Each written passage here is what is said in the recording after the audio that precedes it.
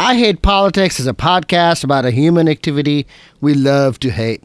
And this is the I Hate Politics candidate interviews with Brian Anleu, Daniel Koroma, Jeremiah Pope, Fatmata Barrie, and Kristin Mink from Montgomery County Council District 5. I'm Sunil Dasgupta, host of I Hate Politics. If you are new to the show, I Hate Politics is a podcast about our neighborhoods, workplaces, schools and streets, and our local governments as they function in diverse, democratic, and sometimes divided societies. As part of the show, we have conversations with local, state, and sometimes federal candidates, rather than ask them how they stand on a multitude of issues. These conversations try to get to the character of the candidate. For those who don't know, Montgomery County Council District 5 is the easternmost part of the county around Burtonsville and goes all the way into White Oak and Four Corners. This is a new district created from the redistricting process the county went through after the 2020 census and has a majority African American population. There may be other candidates running, but I speak with Montgomery County Planning Department employee Brian Anleu, one of the county's business liaison officers, Daniel Koroma, political operative Jeremiah Pope, immigration lawyer Fatmata Barrie, and community organizer Kristin Mink. Having 5 long-form interviews makes for a really long episode. The advantage is you get a head-to-head comparison, but if you want to skip around, look in the show notes for timestamps for each candidate.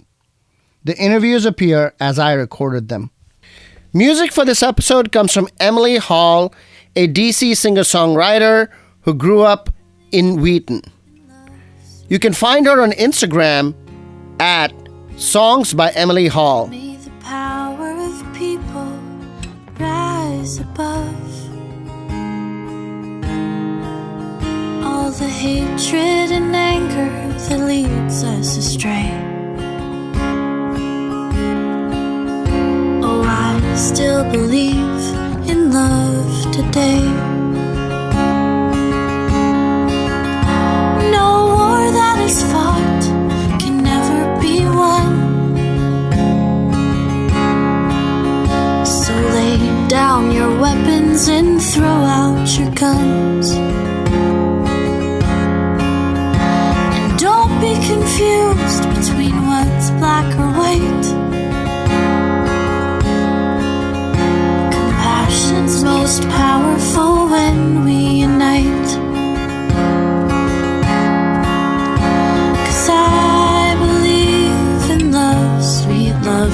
May the power of people rise above all the hatred and anger that leads us astray.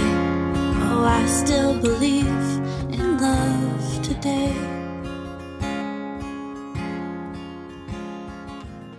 Brian Anleu, welcome to I Hate Politics. Thank you for having me. You wanted to talk about housing in Montgomery County.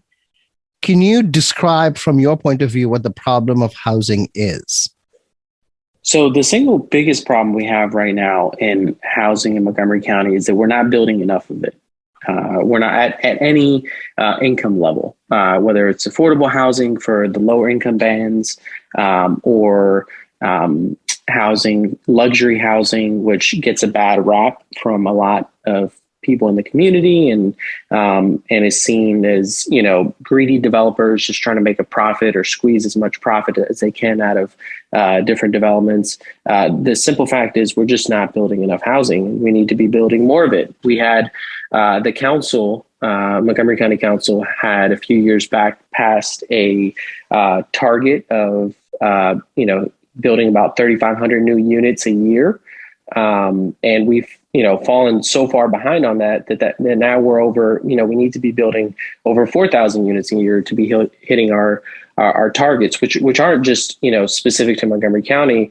These were part of, the Metropolitan Washington Council of Governments regional housing targets, and that's just our portion. So, regionally, we're not building enough housing, but also in Montgomery County, we're just not doing enough. Okay, I've heard this often that we're not building enough, and you're trying to solve the problem. So, can you explain why you think we're not building enough? Well, there's a few reasons. The first is that the development process in Montgomery County takes a long time. It could take a few years for a project to go from sketch plan all the way to site plan. And that's just through the development pipeline. Then they have to go through building permits and all those things. Over the years, we've added a lot of requirements to developments, and a lot of them for good reason. We have lofty environmental goals, and I'm a big supporter of the environment. I'm endorsed by the Sierra Club and others. But those have added additional layers of burden and challenge to the development process. For example, whether it's maintaining our tree canopy and replacing trees that are taken down on site, either on site when the new project is built or off site. That adds cost and burden to the developer, obviously, and those are good. Those are good things that we want to do, that we need to do. But there's other challenges, stormwater challenges, those kinds of things. And then we're requiring more recently builders to build to a higher standard of building, and from an energy efficiency standpoint. And again, a lot of this is with the environment in mind, but there have been other challenges too. We've extracted other concessions from developers for parks, for example, for green and open space, or, in the case of Viva White Oak, one of the big extractions for that project was land for a new school, for a new elementary school. So that's about an 8-acre site in the Viva White Oak project that, will be used eventually for a new elementary school. So there are all these, requirements and challenges that the public has added to the development process that, in part make it more difficult and more costly to finance some of these projects. And so that's all added to the development process. Okay, so let's talk about these things. So in your view, the reason why the development process is drawn out is because of some environmental goals that we have, some stormwater challenges, energy efficiency requirements, green space requirements, and now in sort of demand for land for schools and other public facilities, right? Which of these would you change? Which of these would you give up as county council member in order to fix the development process? I don't think that we have to give up necessarily. If these are the problems you identified, but you can't do anything about them, how do you fix the problem? Well, I think what we need is just more flexibility generally. What do you mean by flexibility? So for example, this issue has come up of stormwater waivers, for example, and it's essentially development projects in the county are required to meet a stormwater standard to in part help us meet our stormwater runoff goals to keep the Chesapeake Bay healthy. And so as part of that requirement, they have to be able to essentially capture a certain amount of water during a storm. And if they don't, they have to apply for what's called a waiver. Well, the waiver is not the correct term, because waiver implies that they're not building any stormwater management facilities at all. The terminology is not good. Okay, fine. But we're not talking about terminology. We're talking about real things, right? Yeah. We're talking about the fact that stormwater challenges increase the cost to developers. And this is one of the issues why the process of development and the cost of development in Montgomery County is higher. Okay, accepted. Now, as county council member, what can you do in order to fix the problem?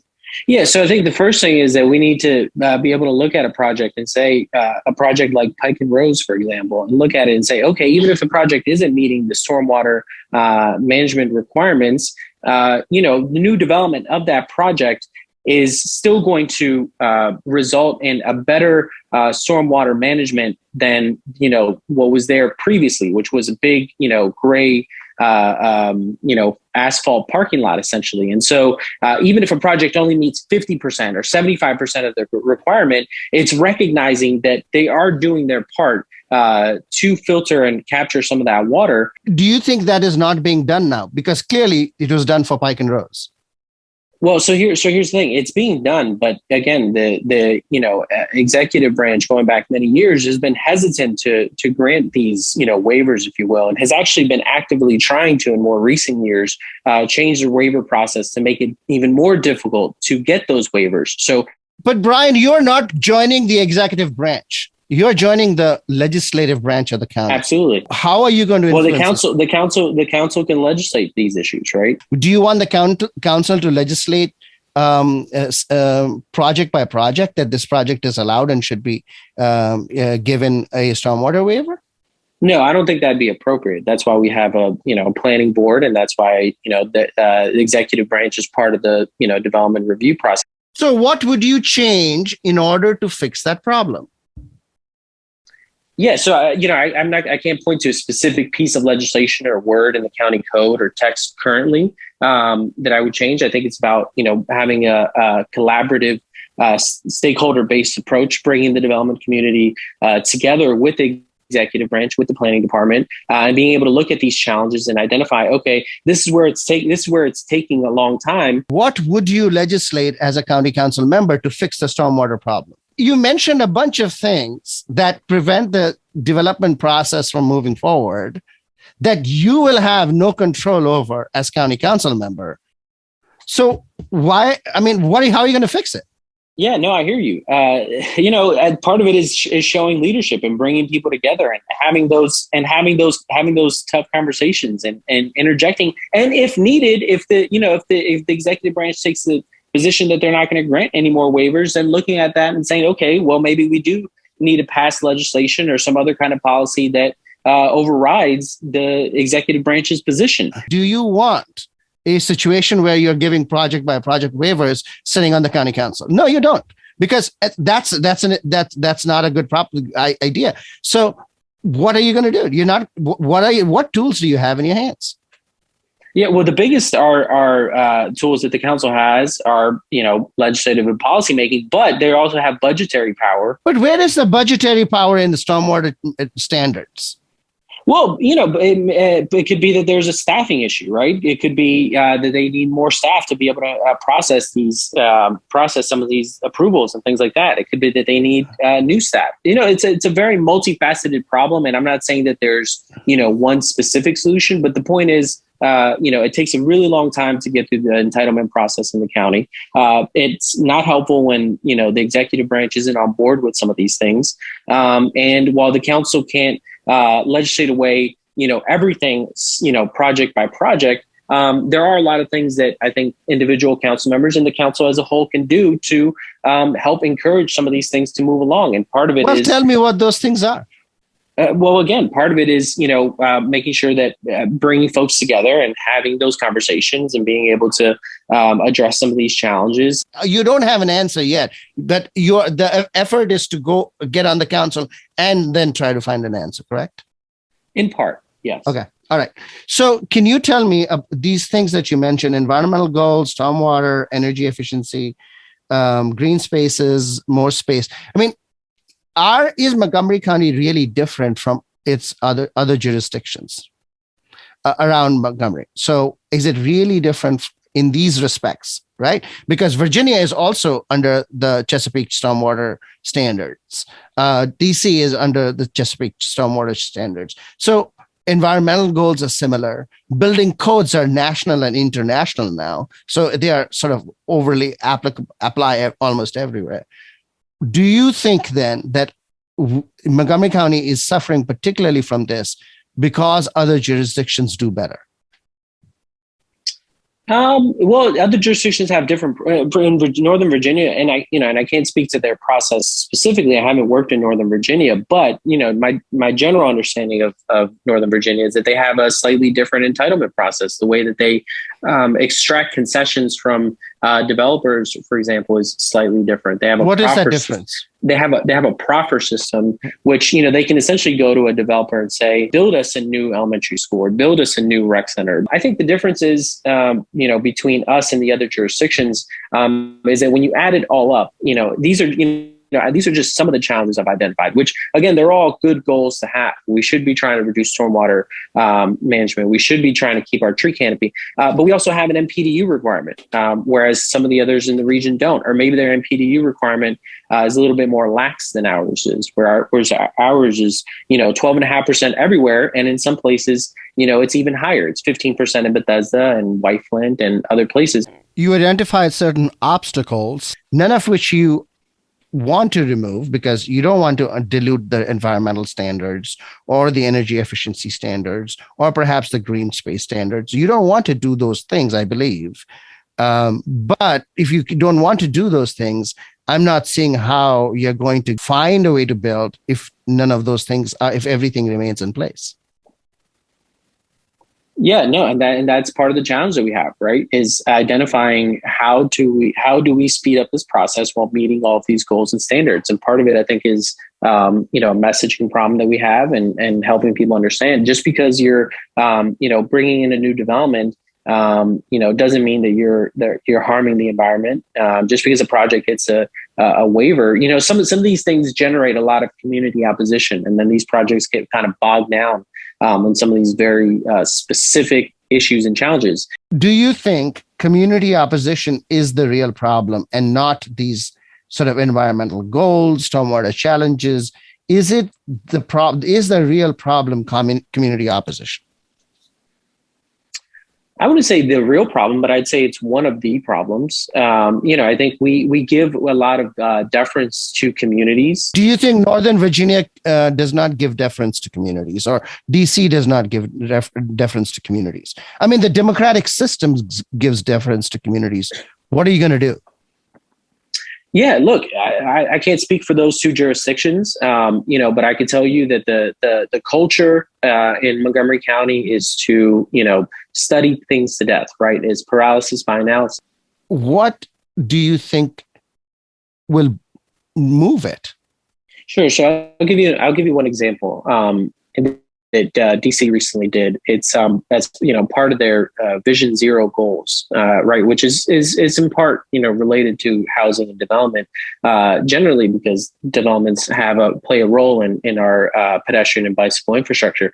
But in DC, what they did essentially was they said, okay, well, we're not going to have endless community meetings and input sessions on some of these Vision Zero pedestrian and bicyclist improvements. We've decided that, there's maybe a gap in the sidewalk or there's a gap in bicycle lanes. And so we're going to go ahead and do it. And so you look at what DC is doing around these issues, and they're moving just at a much faster rate than we are. I think DC has set a goal of building something like 50 miles of bicycle lanes over the next few years. And, Montgomery County is still struggling to get some of these bike lanes built. And so I think it's recognizing that the community has an important role to play in providing input. But when there are things that are, I would sort of label as the greater good, like pedestrian and bicyclist improvements, being able to push those forward and not have, a neighbor or community member preventing that project from moving forward. And so,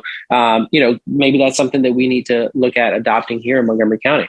Okay, two things then.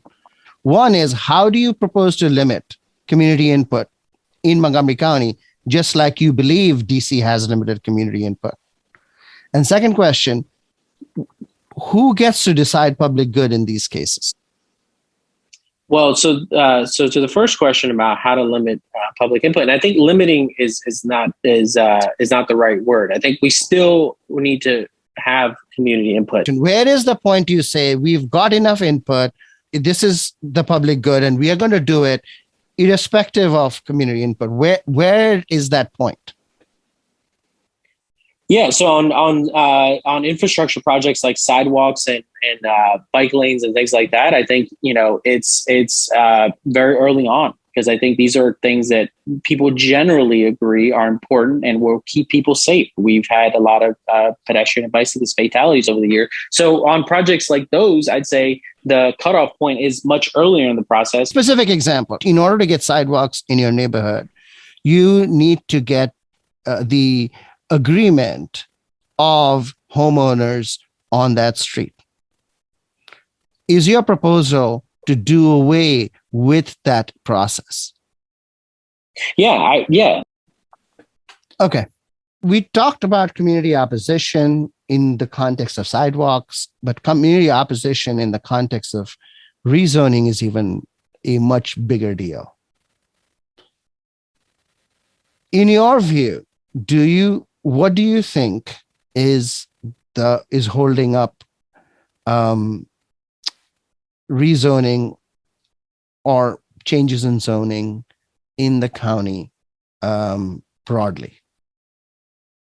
I say fear. Fear, the community's fear of the unknown or what that change may bring. And I'll go back to the example of the project at Fairland and Old Columbia Pike. You had community members arguing, and again, that was a rezoning project that came to the planning board. And you had community members arguing essentially that it was going to bring more crime and more prostitution and more, bad things to the community than good. One, I would just challenge the notion that development brings more crime of any kind, either in the short term or the long term. But secondly, that that project had no public benefit. Again, what the developer is looking to put in is a small format grocer. It's more neighborhood serving retail. It's retail that more people will be able to walk to because it's right in their community. It's the pedestrian and bicycle connections that are currently lacking in Fairland. And so again, part of it, I think your question was broadly, what is preventing some of the rezoning? And I think it's fear. It's fear of change. Okay. What are you going to do in order to overcome that fear of change? Yeah, I think it's about some of it is messaging, right? It's helping people understand why these things are needed, why development is good, why more amenities are good. And so what I'm saying, but do you think the messaging currently is not working? It's not. I don't think it is because you have wholesale neighborhood opposition to a lot of development. You work for the planning board. Why has messaging not worked up until now? That's a complicated question. And that's a tough one. I think that a lot of this opposition is so deep seated and so entrenched in people that it is incredibly difficult to help them understand the benefits and challenges. I think the good thing is we are seeing people come around. We've seen this explosion of YIMBY, yes, in my backyard. Movement where people want things to happen. People want development to happen. East County wants growth, and they want amenities that we don't currently have. And I think that's helping to push things forward. Why hasn't the messaging worked? I think it's part of it is that it's really hard to challenge people's fears and disprove their some of these deep-seated notions that they have. And again, because the development process takes so long, it may be a few years before the project is finally built and people can realize, oh, this isn't so bad after all. If the planning board couldn't do it because the fears are so deep-seated, right? Why do you think you can do it as county council member? Well, so to my council campaign specifically, and before I get into that, I would just want to say I'm not speaking on behalf of the board at all. So I'm just an employee there, and I'm someone who's running for county council in District 5. So my job as a District 5 council member would be to represent the interests of District 5, obviously, but beyond that, helping people in the district understand these challenges that we're facing and how we're going to address them. And so, as I mentioned a second ago, I think one of the good things about the East County is that, as I'm going around knocking on doors and talking to neighbors, and, talking to people in the community, people are ready for, growth and change to come to the East County. They've recognized that the East County has suffered from a lack of investment over the years. So your belief is that the fear is gone in East County? That fear is, it's becoming smaller and smaller. But even where there is fear, it's about explaining to people, you want those amenities. You want to be able to have fine dining in East County, or you want to be able to have nice shopping amenities in East County that we're currently lacking, that you have to go elsewhere for, right? Most of my neighbors complain about having to go to Laurel or Columbia or downtown Silver Spring or West County to do a lot of these things. So, being able to explain to them, you want these amenities, here's what comes along with it. And, sometimes it's housing development and housing growth. Sometimes it's commercial development and commercial growth.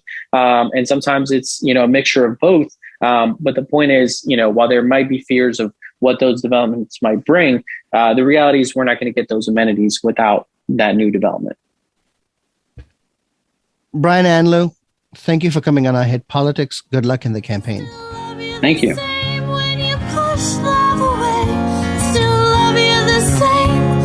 Sunshine or rain, I still love you the same. I still love you the same. I still love you the same. I still love you the same. That was Brian Anleu from Montgomery County Council District 5. You can find out more about him at brianforcouncil.com, and you can follow him on Twitter at Brian_Anleu, ANLEU. Up next, Daniel Koroma, who works as a business liaison officer in Montgomery County. Hear our voices as we sing. Heal our voices as we sing. Daniel Koroma, welcome to I Hate Politics. Oh, thank you, my friend Sunil. And I hate politics too. Yeah, every politician hates politics. You wanted to talk about jobs? Yes. So describe the problem of jobs that you're trying to solve. Sunil, that's a very good question. So the problem of jobs, I see three aspects of it. The first aspect is preparing the workforce. We are blessed to be in Montgomery County, where we have not only the most diverse population, but we have a very highly and skilled population as well. However, the problem that we are facing is that, we need to prepare the future generation through either for a career, and also prepare them for college as well. So for those who are being prepared by college, MCPS is doing a good job. We have many of our kids who I'll consider to be in the top echelon, going to major universities around the country. But for those who need to be prepared for a career, we are not doing. MCPS is not doing much of a good job, and that's where I believe that there has to be this nexus between MCPS and Montgomery College, universities of Shady Grove, that could really help that student population prepare for a career. So that's one element of the jobs problem we have. How do we ensure that our workforce is ready for the future jobs? The second aspect is there are three elements within the second aspect as well, which is how do we help people start a business here in Montgomery County? And that is part of what I call garden economics, whereby the county government needs to prepare the soil. We need to get the ecosystem ready. So from the idea phase all the way to the go-to-market phase of starting a business, we're able to help entrepreneurs, small businesses that are viable to get resources, get classes, get trainings in order for them to do that. And then the other part of that is how do we help businesses grow? Because once a business starts and they've gone through, the early stages of their business, how do we ensure that they're able to grow? And that has to do with, land use policies here in the county. It also has to deal with housing policy here in the county, but also has to do with how do we structure our incentives here in the county to assist these businesses grow. And the last thing within that element is how do we attract businesses, and I call them anchor institutions that would come into, especially our underserved communities, the communities that have not been invested in for many years in Montgomery County, which is one of those districts that I'm running for, District 5. By the way, let me just say, I'm Daniel Koroma, and I'm running for Montgomery County Council District 5. Don't worry, I'll say all of that. So District 5 has not seen its fair share of investment from the county government in over 40 years. And for us to attract businesses to come, but again, even the first two, which is how businesses start, entrepreneurs starting businesses here and helping them grow here in the county, we need to look at our incentive structure to ensure that we have the ecosystem that enables these businesses to start, because when they start, grow, and come, they will hire local residents. And then finally, the last problem of jobs is transportation. Many people are stuck in traffic, especially in Route 29 in the new District 5 that I'm running for. And what we need to do is to build a comprehensive transportation network. And I'm the only candidate in this race that have proposed, and I believe it's a viable policy option, to extend the flash bus from Silver Spring to the mall in Columbia. That way, we're able to get many of the drivers who are coming into Montgomery County trying to get to Washington, D.C., which causes the congestion between White Oak and the Beltway, will be able to park their cars at the mall in Columbia and jump on the flash bus that would bring them down to Silver Spring, where they could take Metro. The economic proposition for that, well, gas is over $4 a gallon. As we speak right now, the flash bus is free, but come July 1st, it's going to be $1. So you're telling me it will be easy to make the economic, in terms of proposition, for anyone to say, I'll park for free and I'll get into a bus that only cost me $1 to go one way and $1 to come the other way. That's $2. I'm supposed to get into my car and burn about 3 gallons. So let's average that to about $16 one way, another $16 the other way. So that is our jobs problem. And as I've explained it, as I say, I have a solution, but not only one that I've thought through myself, but one that I believe it's a viable solution because I've also tested it with the community as well. And I believe we can get it done in my first year, in my first term as a council member. Okay. There are lots in that. Let me start one by one. Sure. You've asked for more career education in MCPS. Yes. MCPS is run by the Board of Education, not by the County Council. That's correct. Going to BOE and asking them to do something is one thing, and getting it done is another. Show me how you get it done. Because some of the systemic changes we've seen is as a result of advocacy, right? What budget changes can you make to make MCPS offer more career education? I'm talking about more than budget, right? Because the action that I've seen, the successes I've seen in MCPS, is not as a result of the budgetary pressures. It's as a result of the community pressure. And what I'm saying is that I've done community engagement in Montgomery County for the past 15 years. This is my 16th year in government, but outside of government as well. And I have that capital, that social capital that we can organize and bring to the county council, but also bring to the school board to say, hey, we need to prepare our children for a better career.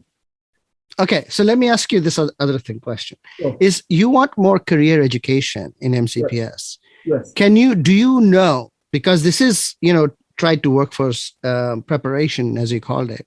Yeah. Do you know what specifically you're looking for? Absolutely. Like, are you looking for what kind of fields you're looking for? What kind of expertise, training that you're looking for? Definitely our life sciences. Like we, together with some business leaders here in Montgomery County, they were looking for lab techs because there were many lab techs that they needed in the life sciences. And the goal is that we work together to recruit, especially within the hospitality industry, to see those who have the skill set, have the customer relationship training, and they could easily, retrain within a short program. In fact, University of Shady Grove ran a program. This was a pilot program, and Montgomery College also ran a pilot program on this program as well. None of the other candidates in this race can say they've done that here in Montgomery County. So definitely life sciences would be one. Bio definitely, which includes, life sciences, bio, that definitely is one of our strongest industries right now.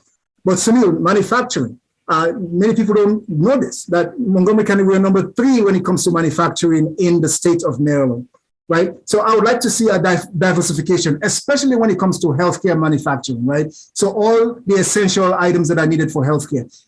These are things that do not take a college degree for you to be able to be proficient in. And then obviously because of tech, cybersecurity is another one where folks can get certifications and then are able to get into that industry as soon as they finish their certification process. County Executive Mark Elrich talks about getting high-wage jobs, not low-wage jobs. WorkSource Montgomery is focused on low-wage jobs. Leadership talks about high-wage jobs. There's a dichotomy there. But let me come back and connecting the dots. If the business climate is one that businesses feel is not conducive, they're not coming here. Like we cannot force businesses to come to Montgomery County. But when they see us prioritize, right? And how do they see us prioritize economic development is by the investment we make. I'm running for Council District 5.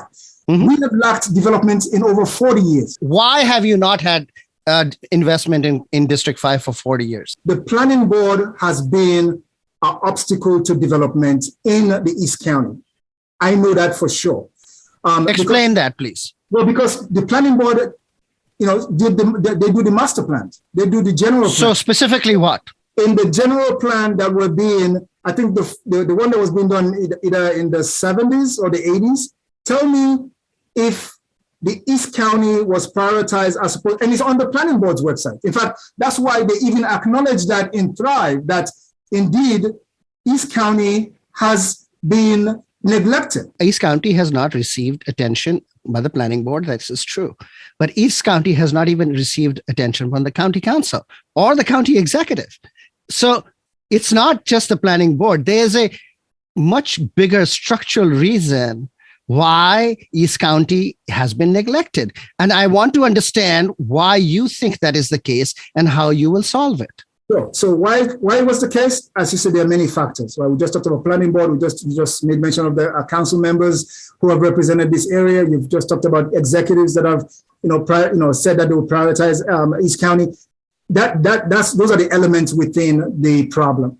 How I will solve it? That's why, Sunil, as you know, I've always been not only a community advocate to make sure we organize locally here in the East County, but also we build the power that we need to effect the change that we need here in the East County. Second, my advocacy in reaching out to all the redistricting commissioners and talking to them and say, listen, we need to make sure we cannot just talk about equity. We cannot just talk about, we need to make sure we demonstrate that by having a East County focused district that will have a strong, in fact, that's what I told the Washington Post when I was interviewed, that the strong representation that I will bring to this seat in District 5 clearly will be one that will be the solution. Because I will not only, listen, I want all of Montgomery County to succeed, but especially if we do have a racial equity and social justice policy, then I will be that one to bring it to my colleagues and say, guys, or girls, or anyone who is elected, hey, we need to make sure that these are not only in paper, but these become policies, and where we test those policies are in the East County. have you opposed Thrive 2050 or do you support it? No, I oppose it in its correct form. Let me be clear. I support the element of 15-minute walk community, prioritizing the East County as a growth area, right? So, and then so those are two major areas where I support and I agree with Thrive. But the engagement aspect of it, to me, I think, needs to be, and I don't think the planning department or even the council should really fight it. I mean, more engagement is always good. You like all these things about Thrive, but you criticize the process as not being, engaged. Yes, because why? A comprehensive engagement was not done from diverse, both geographical and demographical. But the opposition to Thrive comes mainly from Chevy Chase and Kensington. I don't agree with that because in the East County, there's some people who are also opposed. As well, do you think sometimes the process and more engagement is used to stop development? No, I don't think so at all. Because, for example, the East County will be developed, right? As we are talking about Thrive. There are projects right now, there are about, I think, 2 or 3 projects that are ongoing in the East County. They're being developed in the East County as we have this general plan conversation. In fact, the Briggs-Cheney Fairland master plan process, we're having a conversation next week. So the conversation's going on. Thrive being, this, visionary document of what Montgomery County should be, right? My thing is that there's no rush in getting more people engaged. I think there should be a rush in getting development to East County sooner. Oh no, but that's what I'm saying. These are not, they're not contradictory to each other, as we just talked about, right? Thrive is a general conversation about the future of the county. Development in the East County is happening right now as we speak. All right, let me ask you about zoning. Do you think there should be multifamily zoning by right? So I would say it depends on the community makeup and structure as it is. In certain neighborhood where you have small lot sizes, it will increase street parking, which again, it makes it dangerous even when people are not drinking and driving. Which neighborhoods have small lot sizes and you don't want single family zoning to be removed? Well, so for example, there are some areas in Four Corners, for example, right? That you cannot tear down, a single family house and build 2 townhouses there.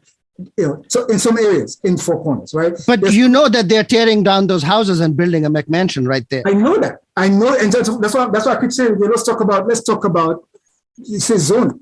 I don't believe that anything that will change, right? And that's why I believe community engagement is so important. We were talking about BRT on 29. It became a big problem because there was literally no more right of way for us to be able to build a dedicated lane going past Four Corners. There was nowhere, except if we start to basically rezone those areas, which will take some part of the UMC church. There's a church right there on University Boulevard, and it will also take some of the parking lot of the Four Corners shopping center, the Woodmore Shopping Center. And when I'm a council member, I will completely reject any rezoning of those neighborhoods to take land. So you said earlier that you want to extend the flash bus. Yes. You're talking about BRT, right? That is correct. You want to extend the BRT all the way to Columbia to reduce traffic. To Columbia, yes. And okay. I can give you okay. So let's talk about the BRT, right? Sure. You just pointed out that it is not possible to get dedicated lanes, and you are going to fight against not giving dedicated lanes to the BRT south of, in Four Corners and furthermore. Okay, right? So let's be clear now. Again, I'm only talking about 29. I believe we can have dedicated lanes on New Hampshire Avenue. I believe we can have dedicated lanes on Aspen Hill. We can have dedicated lane, in other areas where we have the right of way. Four Corners, because of the right of way, we will have to basically rezone and take land from people in order for us to have dedicated land. And I would oppose that. Well, yes. I will submit to you that it is politically impossible, right, to have dedicated lanes in southern Montgomery County. Why? That because of the problems you described. No, right? but New Hampshire, you can get hold on. You can get dedicated lanes in places you don't need dedicated lanes. In Burtonsville, you can get dedicated lanes because traffic is open. There's lots of right of way. Okay. You can get dedicated lanes in Four Corners because of the problems you described. That's correct. So this entire thing about BRT, right, which actually hinges on the idea of dedicated lanes. Sure. It's not happening. So I don't understand this push for BRT when you cannot deliver dedicated lanes.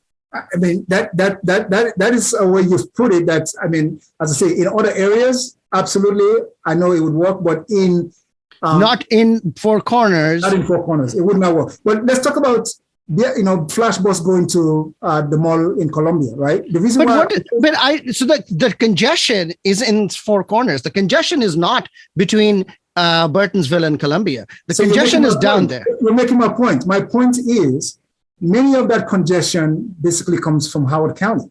So my proposal would be, let's make sure we work it out. We work a compact with Howard County, get people to park at the Mall in Columbia. They may get breakfast, they may get dinner there, who knows? But then they will jump on, even if they don't get breakfast or dinner, because I want them to have it in Montgomery County. They will jump on the flash bus in the mall that brings them all the way to Silver Spring. Now, have you talked to anybody in Howard County about that? I'm having conversation, and I cannot disclose right. But let me just tell you, in fact, somebody was having a conversation with me just this past weekend about this same topic.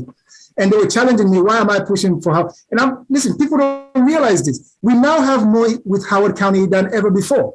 I mean, maybe you may know this, but maybe some people may not know that we now share a legislative district at the state level with Howard County. So legislative district 9A is between Montgomery County and Howard County. So therefore, it's in the interest of both of us, right, to have this connected county, but also by getting people to get on the bus. Right? It's more than $4 a gallon right now for gas.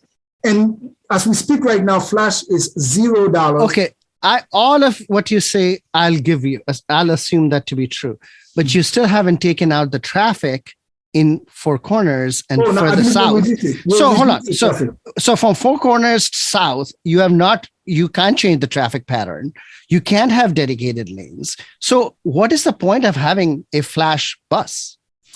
Again, if you can't do that, I mean, if it's going to be standing in traffic there, extending it further north is kind of beside the point. No, well, because we're taking more cars off the road further north.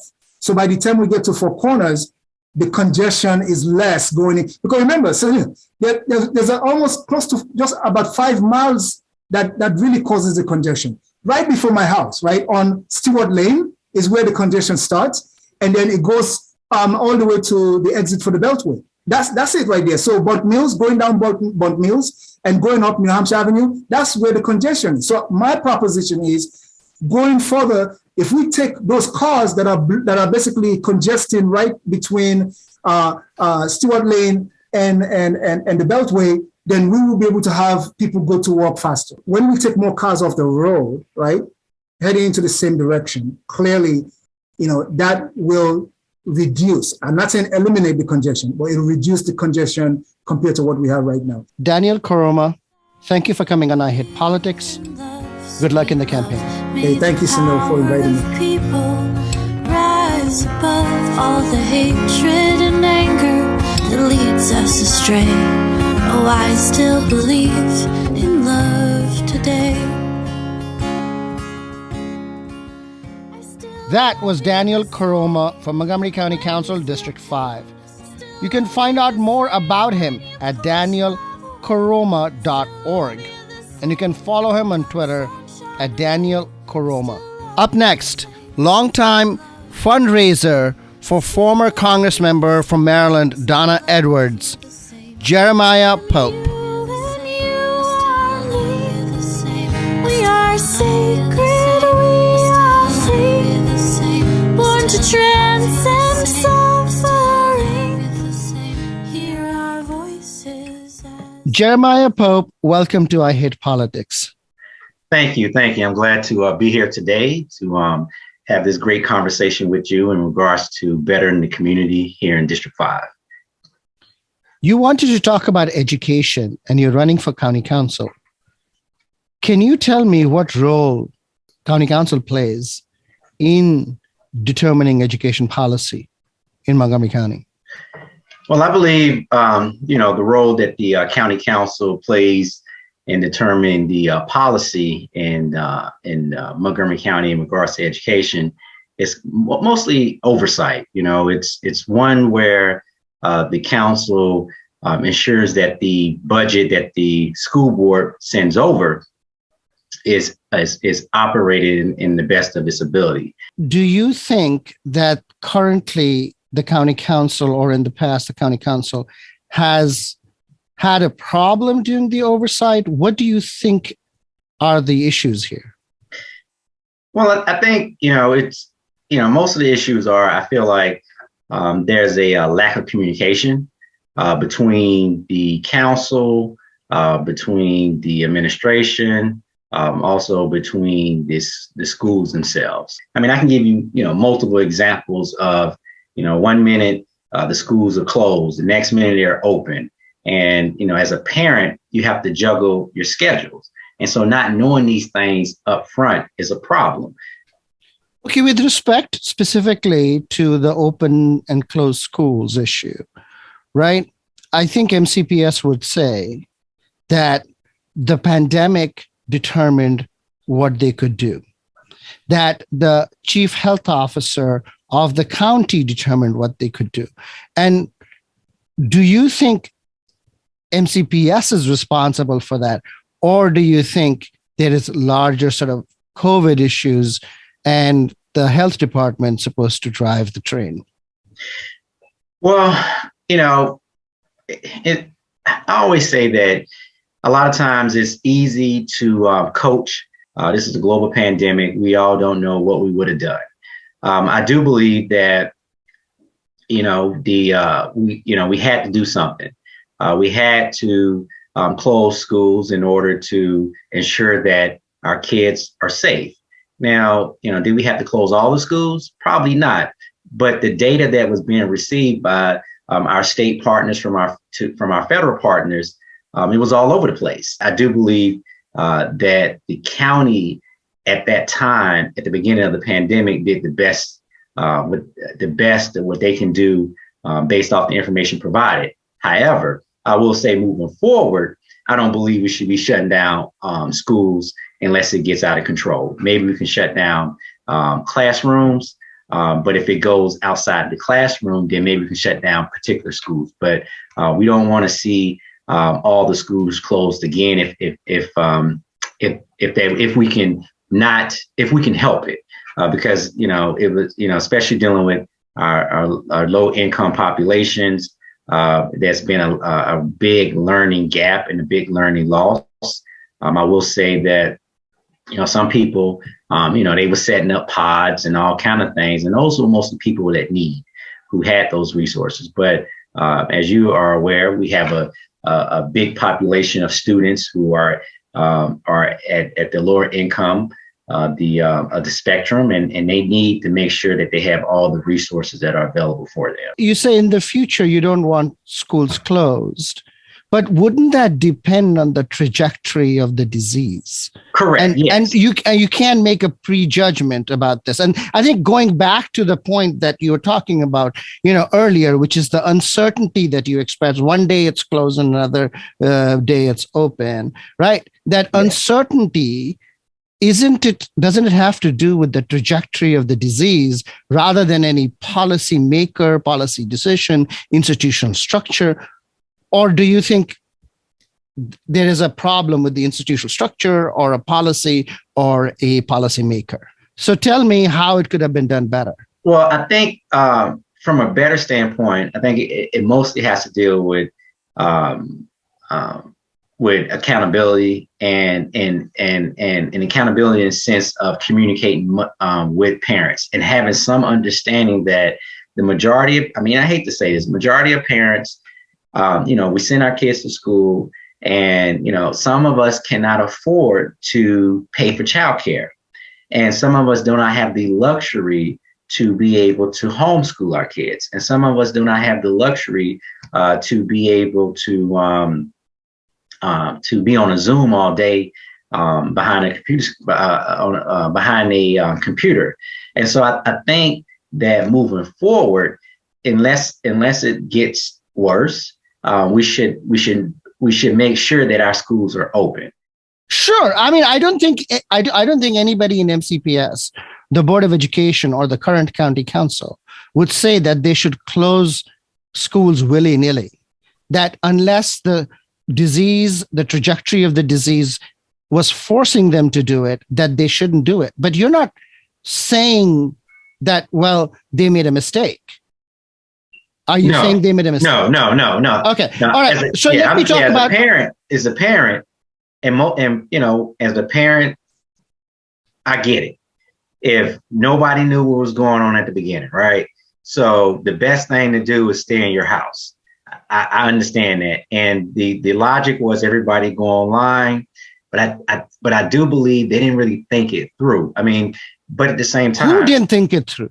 I think I will say the administration. I'll say, you know, all of us. You know, the health department, the schools official. Because if you blame everybody, you're not really getting to the point where you can improve things.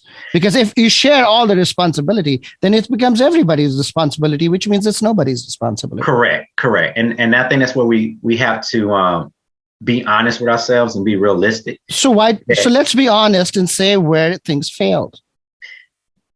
I say it's a lack of communication. It goes back to communicating with the parents. And as county council member, yes. How are you? You don't have any authority to determine communication from the school system. Correct. To parents.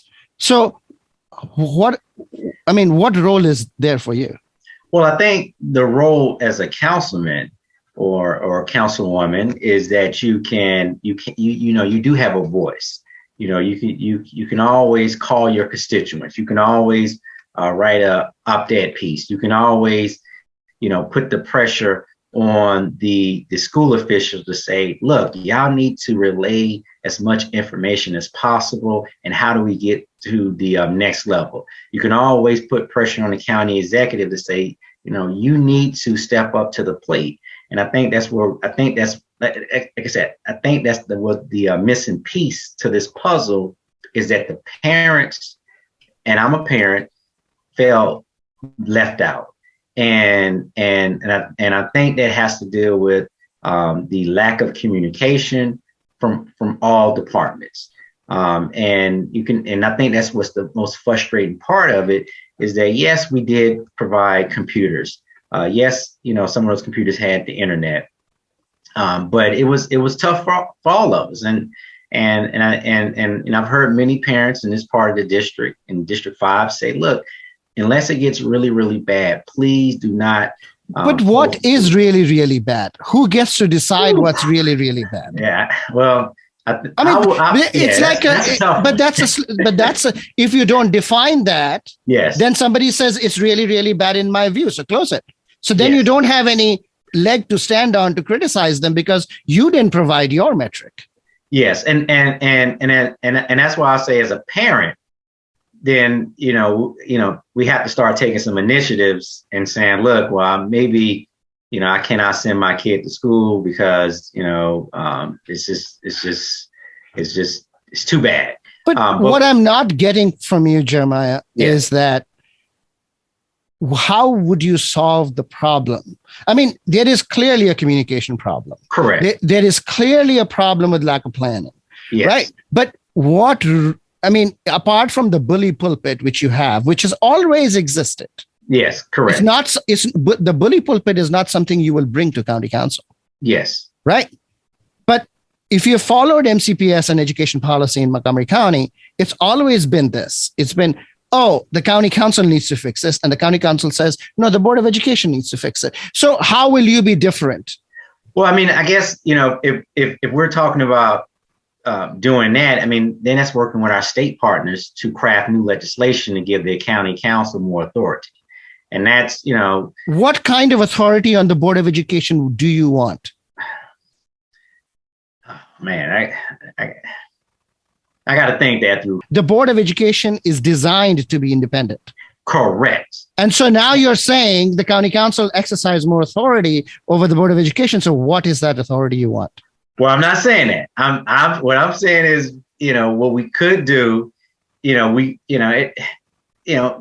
guess, we could, call a work group in order to put in place to see, what is missing.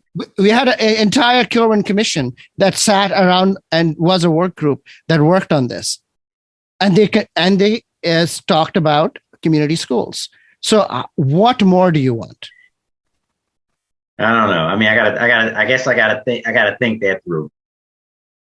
Let's get back to my original question, is that what role do you really think you as a county council member can play with respect to education policy in Montgomery County? Well, I think in respect to education policy, then it goes back to funding, making sure that But you don't decide the funding. The funding is decided by maintenance of effort law. Correct. Well, we can, as the county council did, we can always go over the maintenance of effort. How much more than the maintenance of effort law do you want to go? Because they went over the maintenance of effort law this time. I think for me, the plan will be, making sure that we're paying our teachers what they deserve to be paid in order to live here in the county. Are teachers not getting paid enough in your view right now? I'm looking at it from a standpoint of can the teachers, if you have a teacher salary, are you able to afford to live here in Montgomery County? And I think out here campaigning, I've spoken to teachers and they say they still can't afford to live here in Montgomery County. Some saying they have to take multiple jobs to be able to afford to live here. So how would you change that? Well, like I said, I would like to, figure out one, how can we continue to increase the pay so they can be able to afford to live here in Montgomery County and not live in other areas. Do you see any other problems apart from sort of this opening closing business that you talked about? Yes. In our education system? Well, I mean, Montgomery County has some great schools, right? And I don't want this conversation to be about problems. We spend a lot of money to educate our children. Our teachers are working hard. Our administration is working hard. Yes, we have some equity issues that. How serious do you think those equity issues are? Some implies that it's not prevailing. No.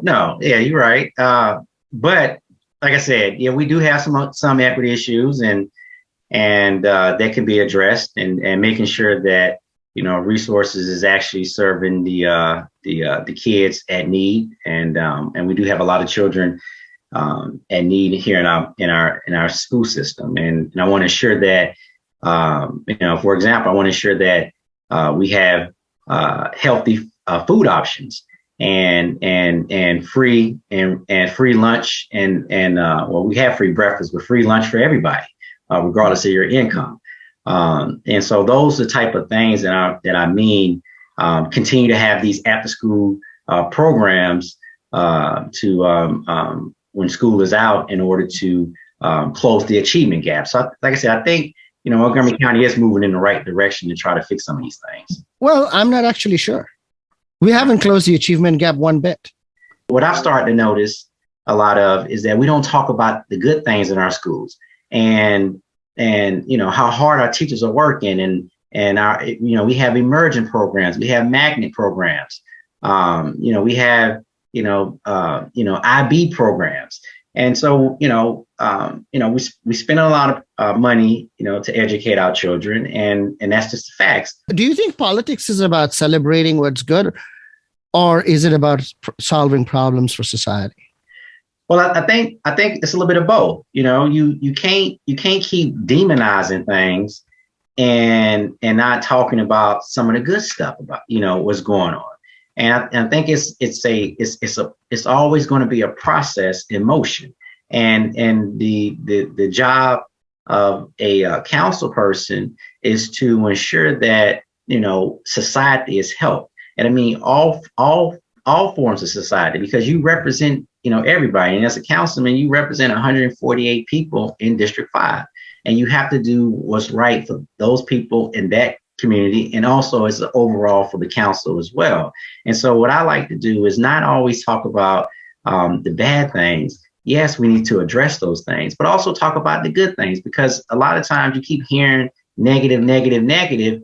And then people are like, well, why would I want to send my kid to a local public school if every time I ask somebody it's something ridiculous or something really bad, or I mean, and so we don't celebrate. Like I said, my son, he goes to Burt Mills Elementary. The administration there is working hard. I see how hard those teachers work. I'm part of the PTA. My wife is vice president of the PTA. We're very active in our school system. But if I sat around and listened to negative all day, then I would have been nervous of sending my kid to Montgomery County Public School.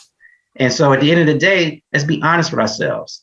We need to start, we got to continue to uplift the community. Facts. We need to do what we need to do in order to address the achievement gap. We're spending billions of dollars in the county's budget to do these things. I feel like we're moving in the right direction. Yes, it may not be as fast as it should be for some people, but I feel at the end of the day, we're having these conversations, and the goal is to deliver on these things and do the best that we can for our students. And that's what I'm trying to serve as a councilman, because, I just don't want to be the negative person all day long. I want to talk about the facts, and the facts are the facts, but we do have good facts as well. So how do you improve the schools in East County, and particularly in D5? Well, I think in the best thing for District 5 school system, and we have a high concentration of farms students, which that's just that's a whole new debatable conversation. But I do believe that as long as we keep moving forward with fixing our overcrowding of our school system, I know we got in the pipeline a number of schools that need to be built out to address some of the overcrowding issues. Also, I spoke about equity, making sure that the resources actually gets down to the bottom to help the students. So you talked about good news, right? One of the best news to come out of the pandemic, yes, right, from Montgomery County was the county program to vaccinate the Latino population in the county.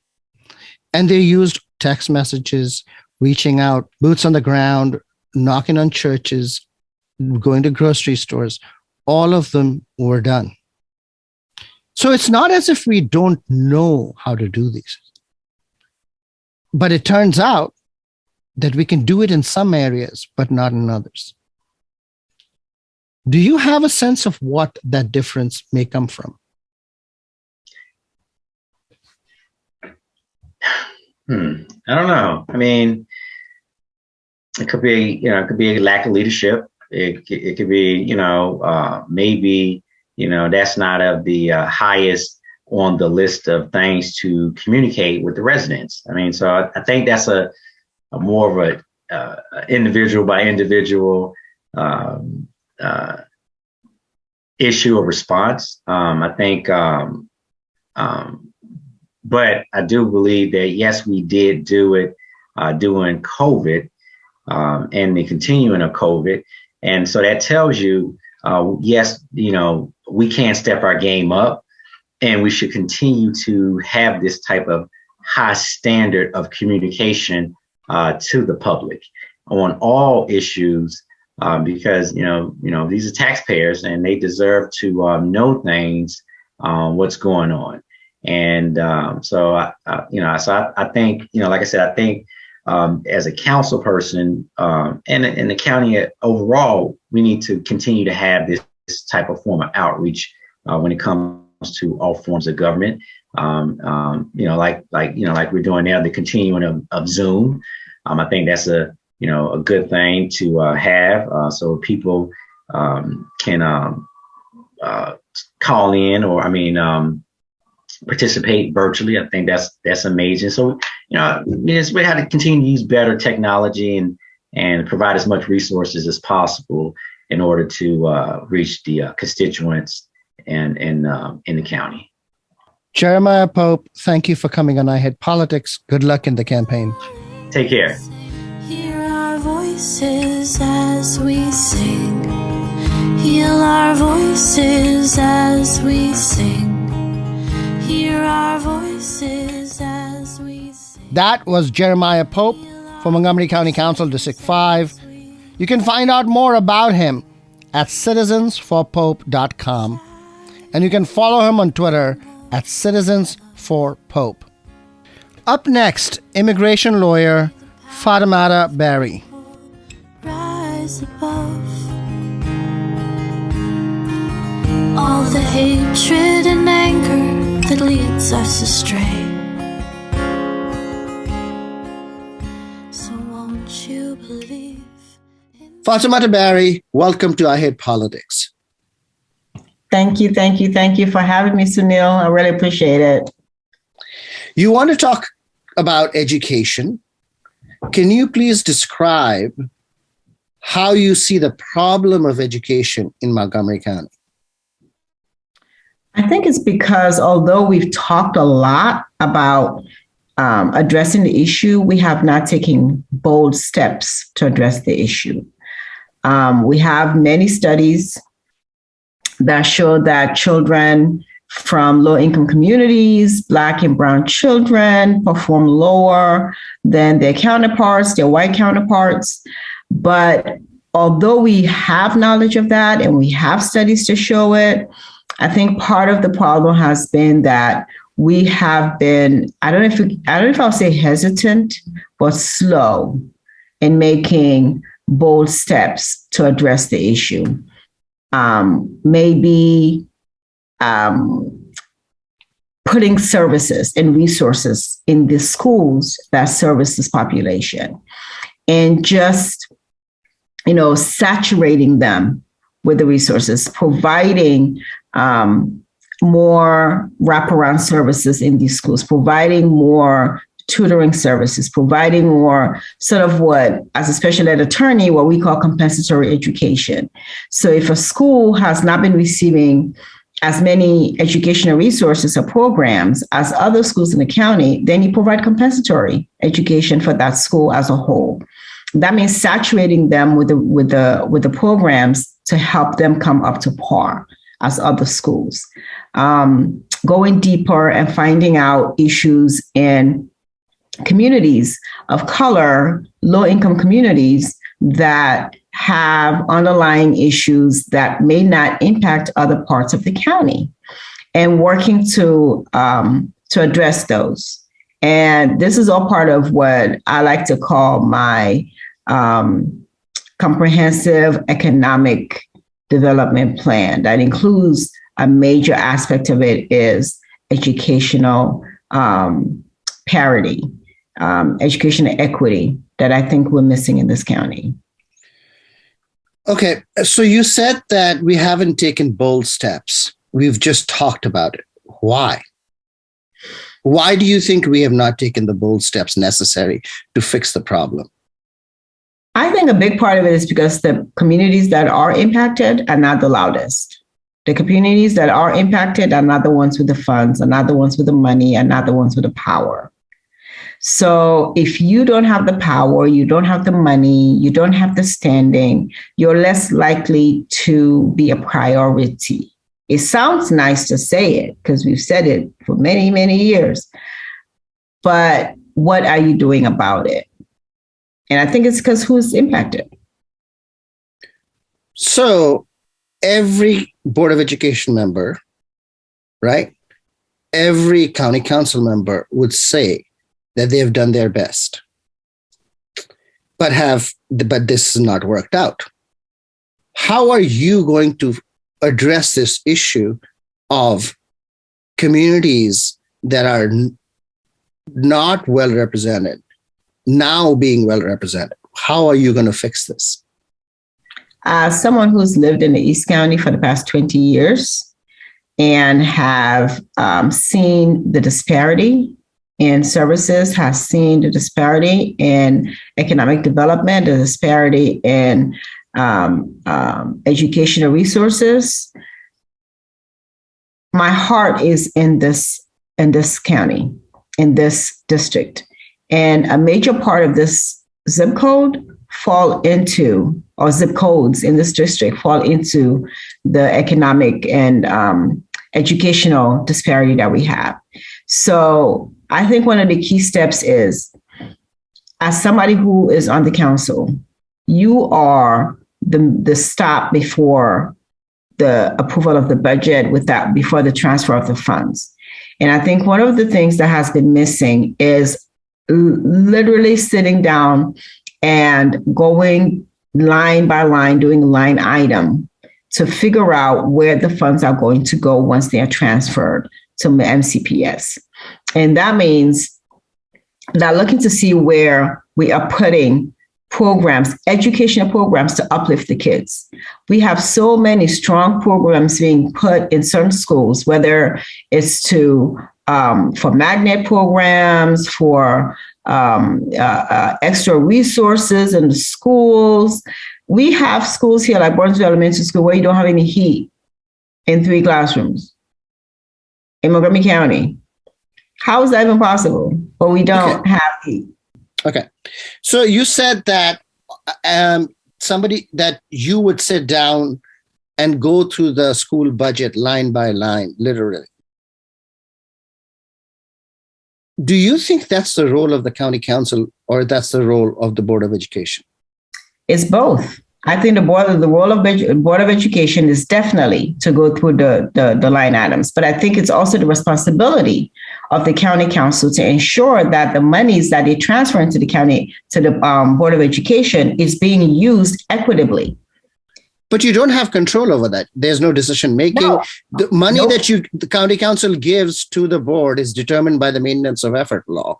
It has nothing to do with, your particular predilections about, it should go here or there. And in any case, one of the big problems in education policy in the county is that when you go to the Board of Education, they say, go to county council. And when you go to county council, they say, go to the Board of Education. Exactly my point. So that you just made my point. It's this ping pong, right? And what I've recommended before, and still recommending, is to have these standing relationships between these agencies, where you may have a liaison between the MCPS, between the board and the council, and the county executive. There is. The Board of Education has 2 positions. One is called the Ombudsman. Yes. And the other is the Office of Legislation or Liaison, something I can't remember the exact name. Mm-hmm. Both those offices actually are supposed to do what you're saying. And I understand that they are failing. I accept that. Because you talk to parents that I've talked to, they don't have that. But so the question is, why are they failing then? I mean, it's one thing to say they don't exist. They do. Mm-hmm. And another thing to say, they exist, but they are failing. Why do you think they are failing? Because it's not real and they're not talking to the people that are being impacted. They're not in the community. They're not dealing with the people who are directly impacted. Because when you talk to the community members, you talk to the the parents, what you're talking about does not register with them. And you can see the lack of resources in their schools. Good. So let's talk about the specific parts of the opportunity gap that you've identified. You said that you should look at the school budget line by line. I assume you've done some of that work already and can have identified gaps that exist beyond sort of I understand the one that you said about, capital spending where school starts late and lunchtime is within an hour. I've heard that in many schools, and so apart from that, where do you think you can narrow the opportunity gap? So providing school resources. Like I've talked to parents who say that they have to drive out of the district to take their kids for enrichment programs because their schools don't have the enrichment programs that are needed to help she's like, my kid is so smart, but we don't have the programs here to really develop that. Why do you think those programs don't exist? It's hard for me. It's being someone who has not been in the school system. I'm a lot of it is I'm opining and based on what parents that I've talked to have said. And me having a student, not my child biologically, but I had a teenager going to Blake Senior High School. And she literally could not bring a book home, a textbook. She could not bring a textbook home. And it threw me because that was my first experience dealing with public school because I don't have any children. So I didn't have any kids in elementary moving up and so on and so forth. But here I am, teenager, start 10th, 11th, 12th grade at Blake. And so I was a high school parenting a high school student. And I'm like, okay, where's the textbook? So we can work on your homework. Oh, there's no textbook. What do you mean there's no textbook? There's no textbook. What do you use? Handouts, printouts. Do you think that there are textbooks available in other schools? I can't talk about that, honestly. I can only talk about the impact that it has on the students that I have here, that I've seen and talked to. Because the reason I'm asking is countywide, then that's an issue. Because some parents have the opportunity and the privilege of being able to provide the extra resources for their kids. A lot of parents on this side don't have that.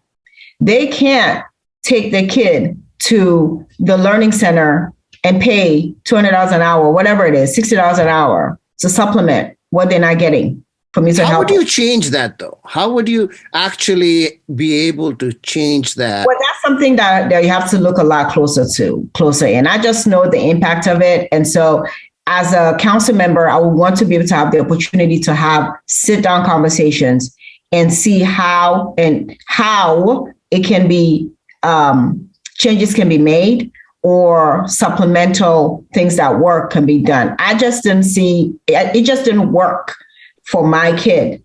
It didn't, and other parents I've talked to, it didn't work because they needed the information for them to help their child. What other inequalities are you seeing beyond, beyond the building issue? So what I said earlier, which is having enrichment programs in some of our schools and people having to go outside of the district to receive those enrichment programs. And I've had parents who make those complaints that it's not here. And if I don't have a car, I can't take my kid there. Right. And do you understand why that might be happening? Do you understand why a particular school in the district is not able to offer those enrichment programs? Well, the fact of the matter is what I have found out for some is, the programs cannot or have not been brought to certain schools. One, size, they don't have the space to create the programs. And that again goes to providing the funding for the schools. Yeah. Okay. All right. Let me ask you a little bit about your experience as a special ed attorney, because that seems particularly relevant to the school system, right? To education. Mm-hmm. Yes. Now, most of your experience, I take it from how you spoke about it, is in DC, but in Montgomery County, right? What kind of special ed education problems do you see, and how can you fix that from the county council, knowing that most special ed law is actually state and federal law? Federal, right. So most of my experience with special education in Montgomery County has just been with parents, helping them figure out things, because I've never represented parents in Montgomery County or in the state of Maryland for that matter. It's just advising. But you're on the Maryland bar, right? No, I'm not. I'm not part of the Maryland bar. Immigration is federal. So I represent immigrants in the state So of Maryland. is that your main work, immigration? I thought And special ed was. Special education and immigration. So special education was my first love, is what I started with. And then immigration back in 2008 or 10, something like that. So parents that I've dealt with and talked to, spoken to in Maryland, in Montgomery County, these are just parents that I advise. I don't represent them, never have, because I'm not licensed in the state of Maryland. I'm only licensed in DC. I do immigration only in the state of Maryland. And so the parents I have spoken to and try to help understand the process, their major problem is that for some of them, they don't think that the programs in the schools meet their kids' needs. And a lot of the programs they mix classrooms, I would say, for some easier for people to understand, where you have both general ed and special ed kids in the classroom. It's not necessarily a special needs classroom. And usually what that means is you have a special ed teacher or aide in the classroom. And if the kid needs help, they go. But for some parents, it doesn't meet their child's needs.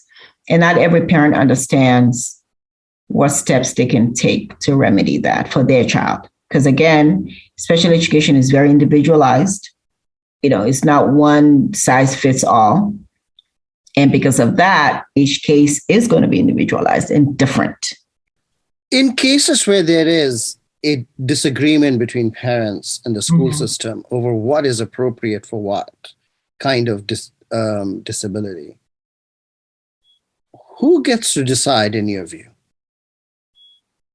Well, I mean, legally, if you're talking legal, the administrative judge decides. Every child that has an IEP has an IEP committee, right? That consists of specialists and various kinds of teachers and parents and everybody, and they get together and every year they sign an IEP, the Individualized Education Plan program, right?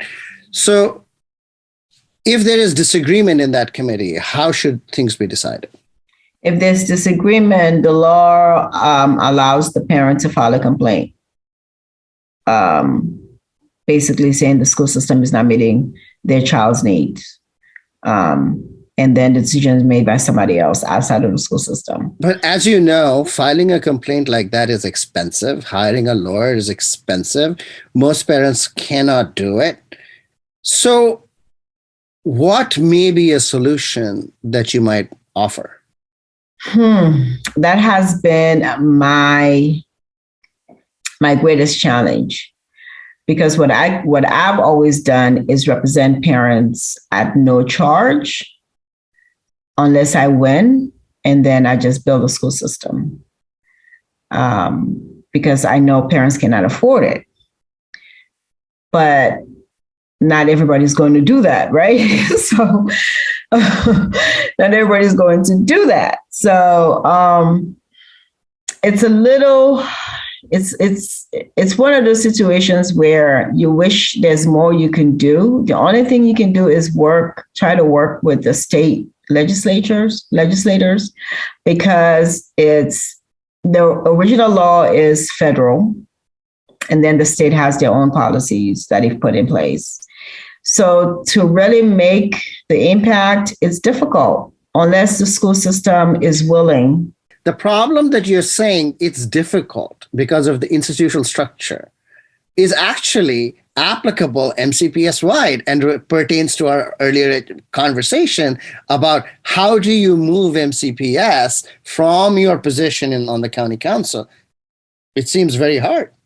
So in special ed, it is a lot more difficult, a lot more complicated than it is just MCPS wide when it comes to issues that do not deal with special needs students, because a lot of that is also a decision that's being made at the lower level, whereas special education, the rules and regulations are made at a much higher level, and you have to go through a congressional movement for anything to happen, or you go to the Supreme Court, as happened back in 2014 when they changed who has the burden of proof, and the Supreme Court decided it's the parent, right? And so when you take that into consideration, it is a different analysis. The only thing that can change locally is putting more special education programs that are separate in the schools. Meaning, if you have a school that has some extra space in there, create special ed programs for the kids and make it into something that's separate and can provide more intensive services for the kids that need it. Oh, interesting. So you're talking about the balance between mainstreaming and actually a special needs classroom. So, most MCPS IEP students are in fact mainstreamed. So you're saying take them out of mainstream and put them in special need classrooms? If applicable for the IEPs. But that's not what all special needs parents are wanting. In fact, That's what I'm saying. If it's applicable, I'm not, like I said, right from the get-go, it's not one size fit all. That's the thing about special education. It's very individualized. But if you have a group of kids who are so far behind academically, socially, emotionally, that they need more intensive services, then create the programs at schools where you have space for these kids, especially at the local level. Yeah. So for instance, the MCPS has the LFI program, Living for Independence program for autism kids. Mm-hmm. Do you think that's not the appropriate balance? And there should be more students from the mainstreaming that are now being mainstreamed and move to, as a public policy matter, to the special needs classroom? Well, autism is very unique and different from others like learning disabilities and emotional, ED kids and. Oh, sure. Very different and unique. So, we can't really do much comparison between the two, right? Because with autism programs and autism kids, there is such there's so many different levels within the autism spectrum, and knowing that some of these kids being in too high of a stimulating environment can totally throw them off, and having too much activity around them can impact them negatively. You deal with them a little differently. What about a county fund for special needs families that can draw on that fund for their testing requirements that are the burden of proof for the family? Well, the testing requirement initially is the school system's burden. They have to test the child initially. Initial test has to be done through them. The problem comes in when they do the testing and they determine something and the parent says, I don't agree. Then it shifts. It would be really nice to have that pot for parents who otherwise may not be able or have the health insurance or the ability to go get this done and then build the system after. That's a great idea. Sunil, what? I love that idea. Fatmata Barrie, thank you for coming on iHead Politics. Good luck in the campaign. Thank you so very much, and appreciate all this. Sweet love, may the power of people rise above all the hatred and anger that leads us astray. Oh, I still believe in love today. That was Fatmata Barrie from Montgomery County Council, District 5. You can find out more about her at fatmatabarrie.com, and you can follow her on Twitter at Barrie4 Council.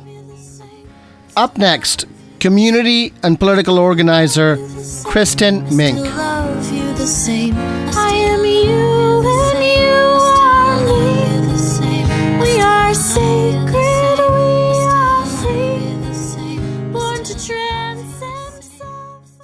Kristin Mink, welcome back to iHead Politics. Thanks so much for having me, Sunil. It's good to be here with you. You want to talk about healthcare. Mm-hmm. So can you describe the problem of healthcare to me from the perspective of a county council member? Sure, that's a big question, Sunil. So there's several issues that we have seen. Now, of course, we've seen some of this really come to a head during the pandemic, but there are systemic issues that predated the pandemic as well. Access to healthcare and to quality healthcare and to all the different types of healthcare that folks need is really divided on income levels, on along racial lines. There are language barriers. There are cultural competency issues. All of these pieces that come together that resulted in, like what we saw during the pandemic, with really different outcomes amongst communities of color and low-income communities versus other communities. So, it would be great to see that access really improved and expanded, and there are things that we can do on the county level. I met with some of the members of the healthcare team of CASA not too long ago to talk about what some of their members have experienced with our healthcare system. For those who don't know, CASA is a nonprofit, and they do a lot of work with our immigrant population, and they do a lot of advocacy work and so on.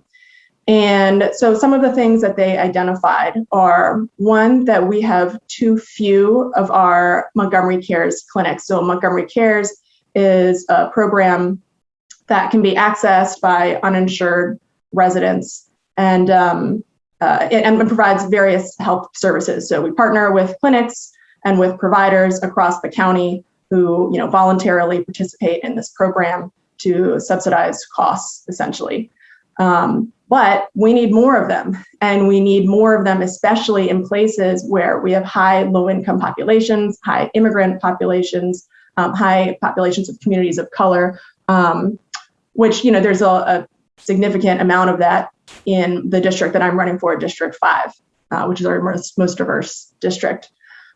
So we need to work with existing healthcare clinics to try to get them on board with the Montgomery Cares program. And I've actually I have a friend who started a clinic relatively recently, and she didn't even know about the Montgomery Cares program, and now she's interested in being a part of it.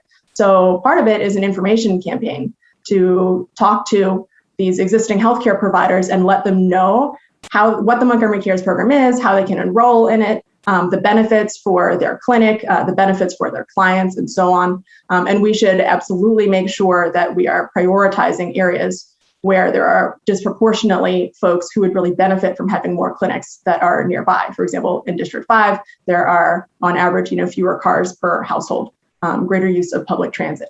So having more accessible healthcare clinics that are easy to get to, that are nearby, that is really a high priority.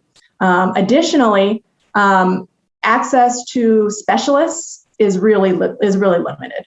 So we need to, increase coverage. Maybe we need to increase the amount that the county will subsidize of care to motivate more specialists to get on board with the Montgomery Cares system.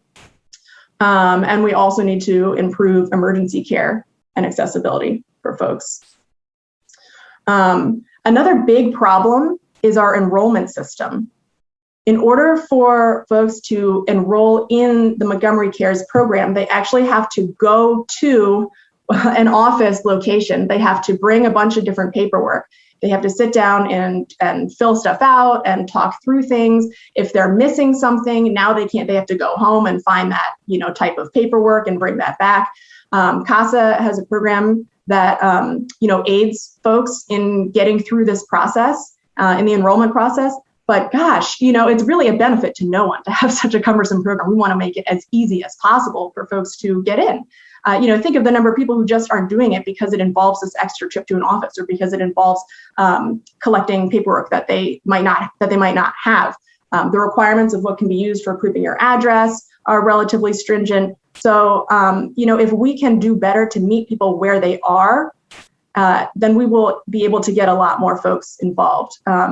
Meeting people where they are, I'm talking about that literally, geographically, but it's also things like language access and making sure that we have translation services that are readily available. We have technology at our disposal now that can provide that if we just have, an iPad with the right app on it.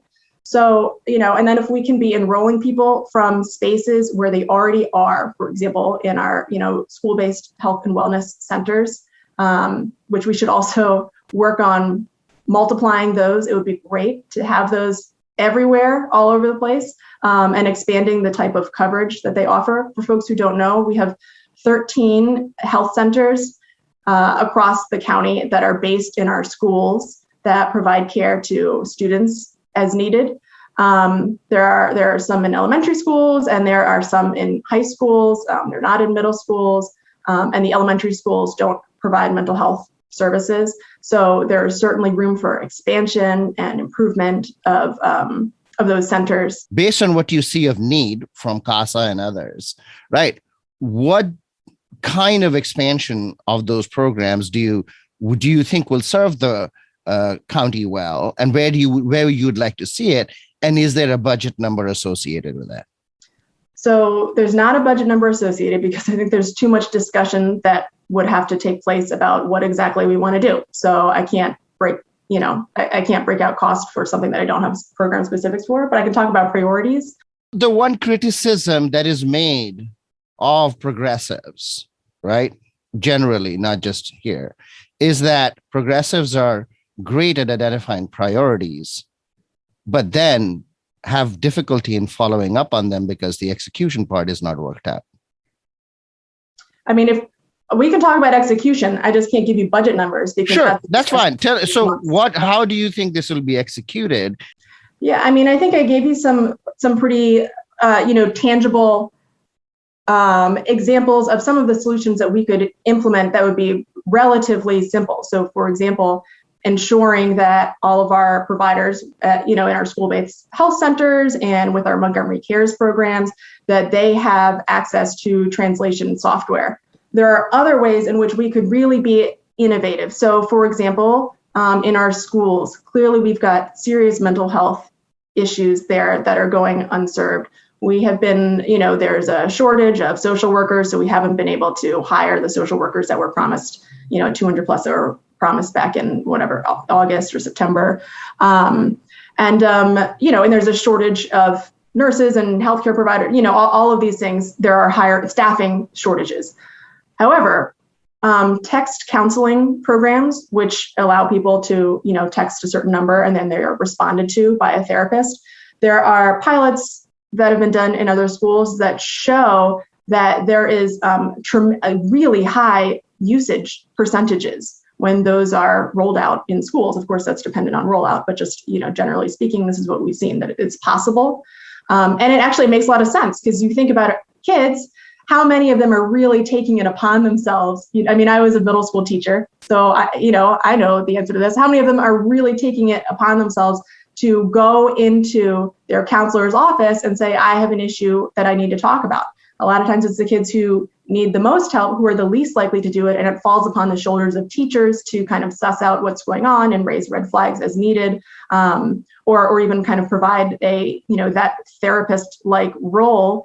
Let me share with you an experience I had prior to the pandemic, and I was organizing the mental health forum that I did for 3 years on behalf of the PTAs. With MCPS students and staff, others. And at the end of the first one, and the concluding event was the SMOP candidates speaking to the mental health issue. A young woman came up to me afterward and said to me this. She said, the people that you had on speaking on this issue are not at all like me. They are going to go to the best schools. They don't have problems speaking to a crowd. They don't represent me. And I was not able thereafter in 2 iterations of the mental health forum to resolve the problem that she presented to me. and I consider that my failure. So I am really, really wondering how resources can truly be targeted. And this is not just about mental health. It's about a whole set of things that whole of government, in fact, right? So how do we target resources to those that need it most of all? And how do and that be sort of viable political exercise? Mm-hmm. So that's kind of a two-part question. So I'm going to speak first to reaching the people who we want to actually ask that question to, right? The people who are most impacted are the people who are going to best be able to answer that question. And I think that goes to, there's not a simple fix or a simple methodology or a place where you can always go to ask the question, because that has to do with building trust and longstanding relationships. So in my current job, I'm the senior legislative organizer for a nonprofit called the Center for Popular Democracy. And essentially I help grassroots groups lobby for strong policy on a range of, democratic priorities. But the way we lobby is not, what you think of as a traditional lobbyist. We're not coming in promising millions of dollars in donations.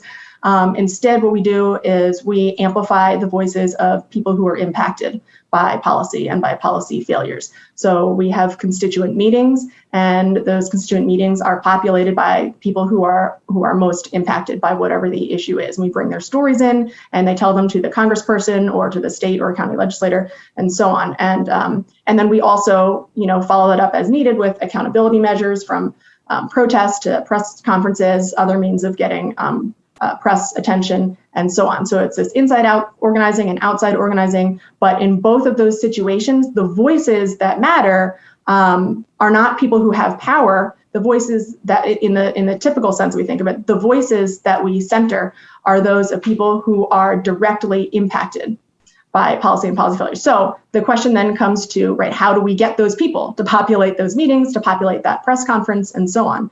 And the answer to that is relationships, and building longstanding, trusting relationships. That doesn't mean that, I'm not in every state that I'm working in, building, having those years-long relationships. However, I'm building relationships with key people in each of those locations. And those key people are community leaders who are proven, who are from the community, who are known there, and they have the relationships. So if they say, Kristin is putting together a meeting with our Congress member, and we're looking for people who have these kinds of stories, and we will, train you up on how to tell those stories in a constituent meeting, and, and this and that, then that person is the link that is going to bring in impacted people, and they trust me, and I have a relationship with them. They trust my organization and have a longstanding relationship. And that is the kind of partnership that we need to see between, between our government and the community. Do you think that kind of relationship building is not in place in Montgomery County government? I think some of it is there. I do think some of it is there. We have. So where do we do it well, and where do we do it poorly? I'll give you an example of a place where I think it's really fantastic, which is, the Crossroads Farmers Market in Langley Park. Yep. So there are so many things happening there that are a model for us in a lot of ways. So this is a farmers market that is in an area that is low income, that is heavily immigrant, and they have, the county and the state has worked with local leaders and with the community there to bring in a bunch of programs that just make a lot of sense for the folks who they were hoping would frequent that market. So they are working with local farmers so that the produce is locally produced, and so that the money goes back into the local economy. One thing that the county did that I thought was innovative and interesting was establishing the Black Doctors Network here. And I thought, that's a great example of proactive efforts at cultural competency at work. And, I would like to talk to some of the folks who have made use of that network to see, what has worked for them and what hasn't, as they went through, referrals and experiences. Outside of the vaccination among Latino populations, right? Have county communication seems not to work. Why do you think that's the case? I'm not sure, Sunil, and we should look at that as a good reason to go through and really dig into the implementation of that particular campaign, because we saw success there. But is it because it was just a better campaign because it was run by community members who are on the ground, and so the cultural competency of it was better? Is it because the rollout was we just had made better use of social media, and that was done more skillfully? There's numerous angles that could be this could be attributable to, and we need to dig through and figure out what those were, because we need more of that, clearly. And speaking of public awareness campaigns, we're about to have really huge need in a whole other category of public awareness, and that is around abortion. We have the impending rollback of protections provided by Roe v. Wade. We are going to have an influx of folks coming to Maryland, and especially to Montgomery County as one of the as a border county and as one of the counties that has the most abortion providers in the state of Maryland. And we are going to need to do a lot of work to connect people to one of the ways that we can kind of help to address this influx that we're going to need to is by spreading awareness of the availability of Plan C, or medication abortion, which is, the series of 2 pills that folks can take to, to go through an abortion procedure in the safety of their own home. It's been found to be very safe and very effective. These pills can be shipped through the mail. Are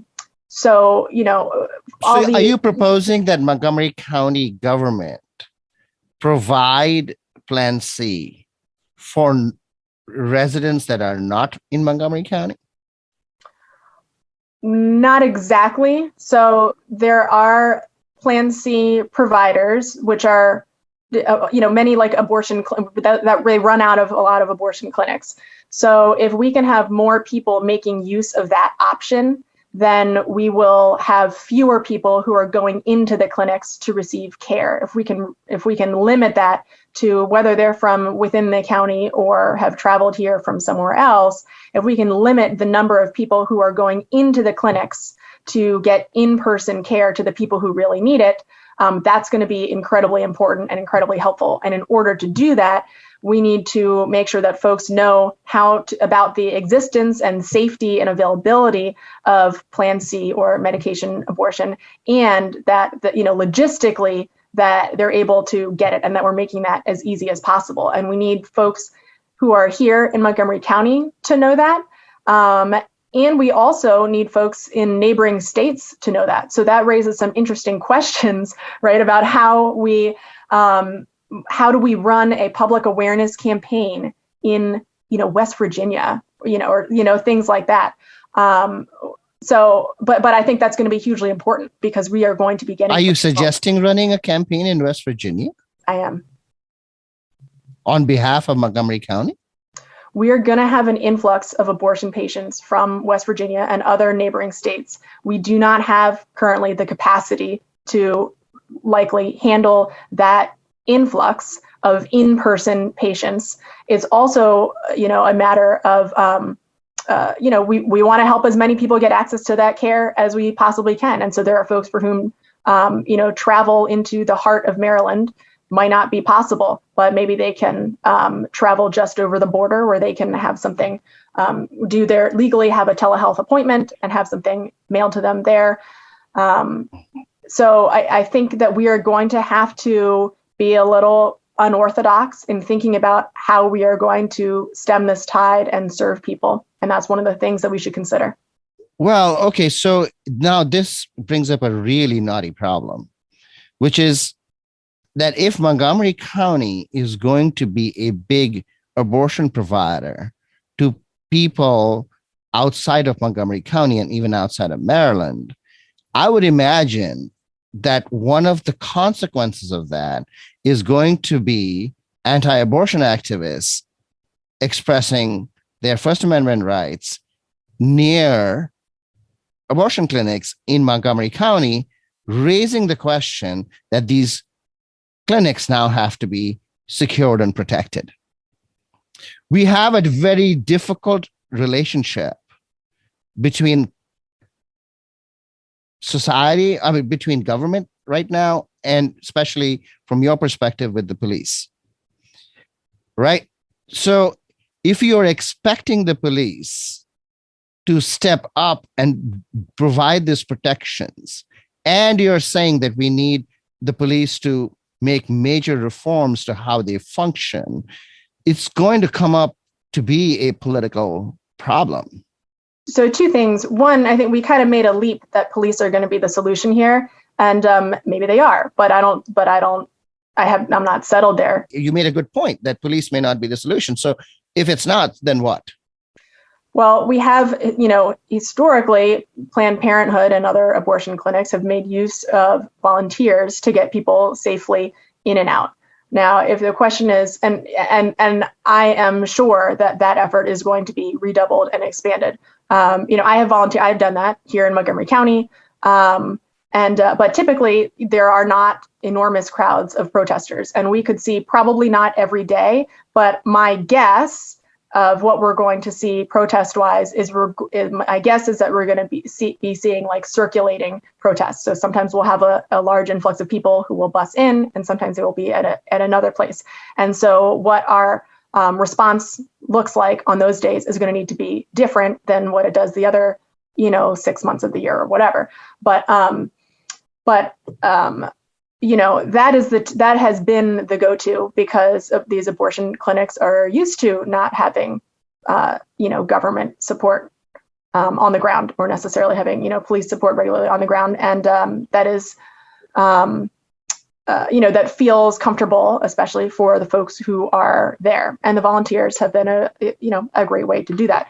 So I think that we need to work with the abortion clinics and talk to them about what they think is going to be most effective, what they want.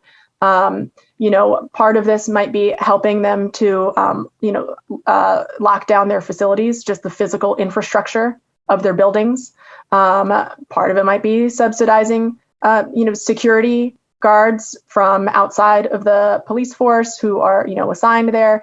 Part of it might be assistance in building up their volunteer force, or helping those volunteers, some of those, to become, paid regulars. So, I think that this is going to have to be a conversation with the abortion clinics themselves who are engaging with their clients. Kristin Mink, thank you for coming on I Hate Politics. Good luck in the campaign. Thanks so much, Sunil. I appreciate it.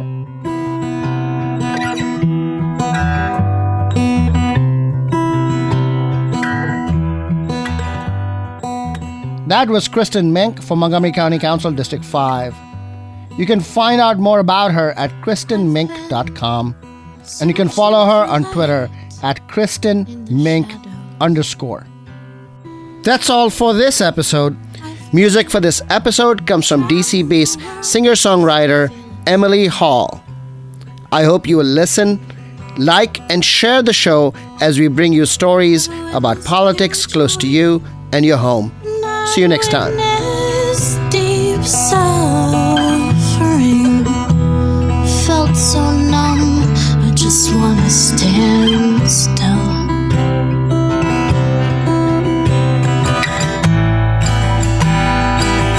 Better practice my will. Let it move. Just let it move. In the power of expression, we find the connection to live. I